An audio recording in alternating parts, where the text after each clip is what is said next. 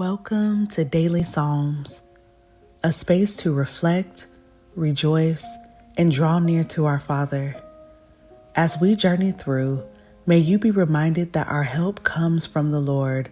Our worship is a gift to Him, and His steadfast love endures forever. Let these final Psalms set your eyes on things above, surrendering your heart to God's divine plans and fortifying your faith in His unwavering faithfulness. Psalm 133. When brothers dwell in unity.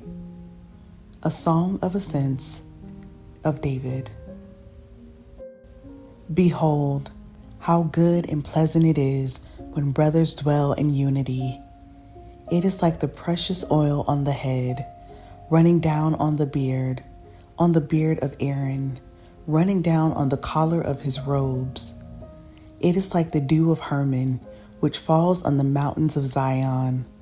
For there the Lord has commanded the blessing, life forevermore.